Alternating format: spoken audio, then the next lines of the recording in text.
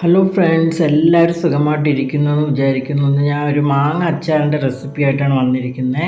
അപ്പോൾ അതിന് വേണ്ടിയിട്ട് നമ്മൾ മാങ്ങയെല്ലാം ചെറുതായിട്ട് കട്ട് ചെയ്തെടുത്തിട്ടുണ്ട്. അതിൻ്റെ കൂടെ തന്നെ വെളുത്തുള്ളിയും പച്ചമുളകും കുഞ്ഞായിട്ട് അരിഞ്ഞ് വെച്ചിട്ടുണ്ട്. അപ്പോൾ ഞാൻ ഇവിടെ നല്ലെണ്ണയാണ് ഉപയോഗിക്കുന്നത്. നല്ലെണ്ണ ഉപയോഗിച്ചാണ് മാങ്ങ അച്ചാർ തയ്യാറാക്കുന്നത്. അപ്പോൾ നമുക്കൊരു ചീനിച്ചട്ടി അടുപ്പത്ത് വെച്ചിട്ട് എണ്ണ ഒഴിച്ചു കൊടുക്കാം.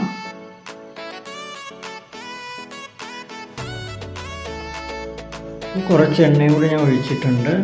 അപ്പോൾ എണ്ണയിൽ വെക്കുന്നതായിരിക്കും എപ്പോഴും നല്ലത്. ചിലരൊക്കെ വെള്ളമൊക്കെ ചേർക്കാറുണ്ട്. അതിൻ്റെ ആവശ്യമൊന്നുമില്ല, ഒട്ടും വെള്ളം ചേർക്കേണ്ട ആവശ്യമേ ഇല്ല.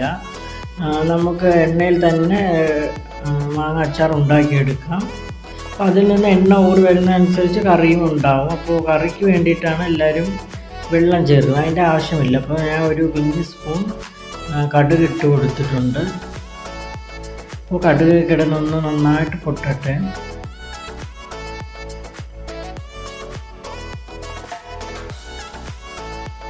അപ്പോൾ കുറച്ച് ഉലുവയും കൂടി ഞാൻ അതിൻ്റെ കൂടെ ഇട്ട് കൊടുത്തിട്ടുണ്ട്. അപ്പോൾ ഉലുവയും കൂടി കടുവിൻ്റെ കൂടെ കിടന്നൊന്ന് പൊട്ടട്ടെ. അപ്പോൾ അത് രണ്ടും കൂടി ഏകദേശം നല്ല രീതിയിൽ പൊട്ടി വന്നിട്ടുണ്ട്. ഇനി നമുക്ക് അരിഞ്ഞു വെച്ചിരിക്കുന്ന പച്ചമുളകും വെളുത്തുള്ളിയും കൂടി ഇതിലിട്ട് ഒന്ന് ചെറുതായിട്ടൊന്ന് മൂപ്പിച്ചെടുക്കാം. ഒരുപാട് കരിഞ്ഞു പോകരുത്, ആവശ്യത്തിനൊന്ന് ചെറിയൊരു ലൈറ്റ് ബ്രൗൺ കളർ ആവുന്നവരെ ഒന്ന് ചൂടാക്കി എടുക്കാം കേട്ടോ.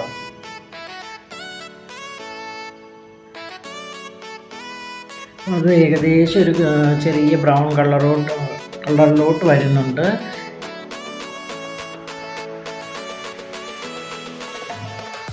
ഇനി നമുക്ക് ഫ്ലെയിം ഓഫ് ചെയ്ത് കൊടുക്കാം.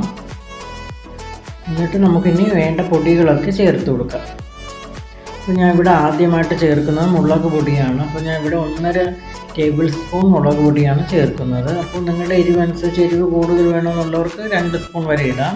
അപ്പോൾ ഞാൻ ഇവിടെ 1.5 സ്പൂണാണ് ചേർത്തിട്ടുള്ളത്. അപ്പോൾ അത് ആ ചൂടിൽ കിടന്ന് തന്നെ ഒന്ന് നോക്കട്ടെ. ഞാൻ ഫ്ലെയിം ഓഫ് ചെയ്തിട്ടുണ്ട്. അപ്പോൾ 1 സ്പൂൺ മഞ്ഞൾപ്പൊടിയും കൂടി ചേർത്തിട്ടുണ്ട്.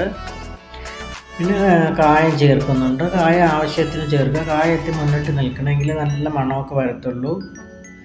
അപ്പോൾ ഇതെല്ലാം കൂടി നമുക്കൊന്ന് മിക്സ് ചെയ്തിട്ട് കൊടുക്കാം.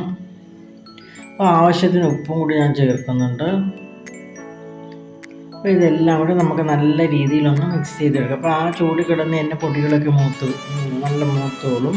അപ്പോൾ ഫ്ലെയിം നമ്മൾ ഓഫ് ചെയ്ത് എന്തെന്ന് വെച്ചാൽ പൊടികളൊക്കെ ഇടുന്ന സമയത്ത് നല്ല രീതിയിൽ കരിഞ്ഞു പോകാനുള്ള സാധ്യതയുണ്ട്. നമുക്ക് അതിൻ്റെ ആവശ്യമില്ല.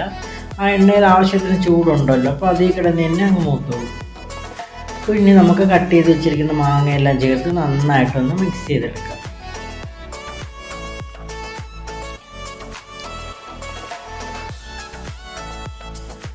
ഓക്കെ, ഇപ്പോൾ നല്ല രീതിയിൽ മിക്സ് ആയിട്ടുണ്ട്. അപ്പോൾ നല്ല മാങ്ങയുടെയും മുളകിൻ്റെയൊക്കെ നല്ലൊരു മണം വരുന്നുണ്ട്.